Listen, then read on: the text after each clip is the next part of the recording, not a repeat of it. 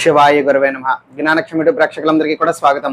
ఈ రోజున మీకు సర్వశక్తిమంతమైనటువంటి విఘ్నేశ్వరుడికి ఆ యొక్క గణపతి స్వామి వారికి సంబంధించినటువంటి రక్ష తయారు చేసుకోవడం అనేటువంటి తెలియజేయబోతున్నాను.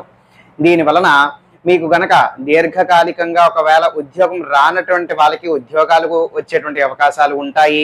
అలాగే ఎక్కడైనా కూడా మీరు పనిచేసేటువంటి రంగాల్లో మీకు విలువ లేదు, గౌరవం లేదు, ఏమాత్రము కూడా మర్యాద లేదు, గుర్తింపు లేదు అనబడేటువంటి వాళ్ళు కూడా దీని ద్వారా ఫలితం అనేటువంటిది పొందగలుగుతారు.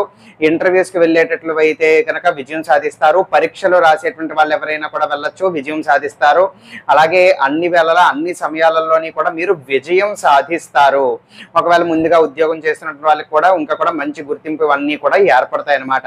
అయితే అన్ని విధాలుగా కూడా ఈ యొక్క గణపతి స్వామి వారి యొక్క రక్ష మిమ్మల్ని రక్షించడమే కాకుండా ఇప్పుడు నేను మీకు చెప్పినటువంటి ఫలితాలు కూడా మీకు దక్కుతాయి. అదే విధంగా గణపతి స్వామి వారి యొక్క రక్షణ కూడా మీకు ఏర్పడి ఉంటుందన్నమాట. మరి దీనికి మీరు చేయాల్సిన ప్రక్రియ ఏమిటి అని అంటే, ఏదైనా కూడా ఒక బుధవారం నాడు శుచిగా చక్కగా తలస్నానం ఆచరించి మీ యొక్క పూజా మందిరంలో దగ్గరికి వెళ్ళి ఆ గణపతి స్వామివారి యొక్క పటం దగ్గర ఆ విగ్రహం దగ్గర స్వామివారికి నమస్కరించుకోండి. నమస్కరించుకున్నది తర్వాత ఆయనకు ఒక చిన్నపాటి బెల్లం ముక్క ఏదైనా నైవేద్యంగా పెట్టి గణపతి స్వామివారికి ఆరతి ఇవ్వండి. ఇచ్చిన తర్వాత ఎరుపు రంగు గల కాటన్ తాడు ఒకటి తీసుకోండి. ఏదైనా కూడా బయట కొనుక్కోవచ్చు, మీ ఇంట్లో ఉన్నట్లయితే కనుక వాడుకోవచ్చు. ఏదైనా సరే తీసుకోండి. ఒక కాటన్ థ్రెడ్ ఎరుపు రంగు గలది. ఆ విధంగా అది తీసుకుని అది మీ యొక్క కుడి చేతిలో పట్టుకుని ఓం గం గణపతయే నమః అనబడేటువంటి మంత్రాన్ని ఒక 108 సార్లు జపం చేయండి.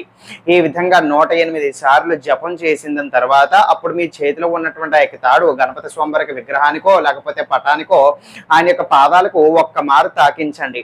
తాకించిన తర్వాత ఇప్పుడు మళ్ళీ ఆ తాడుని తీసుకుని మీరు ఏం చేస్తారంటే ఓం గం గణపతయే నమః అని చెప్పి ఒక ముడి వెయ్యండి ఆ యొక్క ఎర్రతాడికి.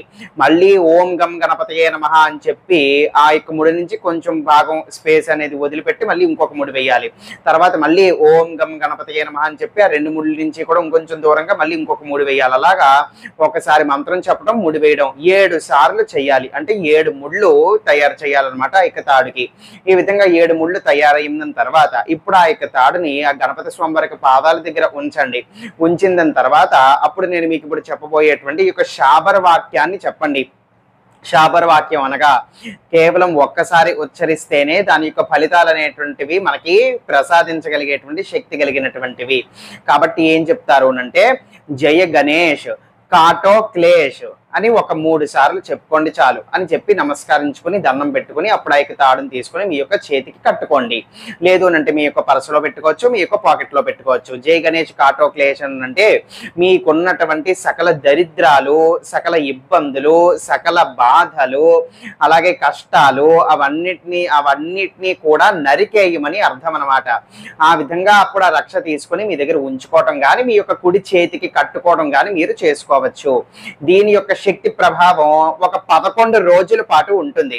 11 రోజులు పూర్తయిపోయి అనుకోండి, అప్పుడు ఆ తాడును తీసి ఎక్కడైనా కూడా నదిలో కానీ ప్రవహిస్తున్నటువంటి నీటిలో కానీ విసర్జించేసి అంటే పారవేసేసి అప్పుడు మళ్ళీ ఒక బుధవారం నాడు మళ్ళీ ఇదే విధంగా మీరు జపం చేసి తయారు చేసుకుని వేసుకోవచ్చు.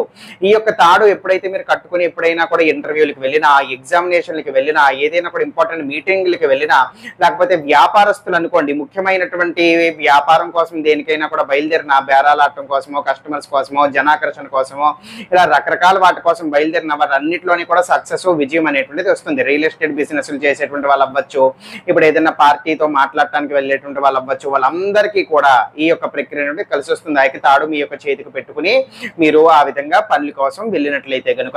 అర్థమైంది కదా? సర్వే జనా సుఖినో భవంతు. శివార్పణమస్తు.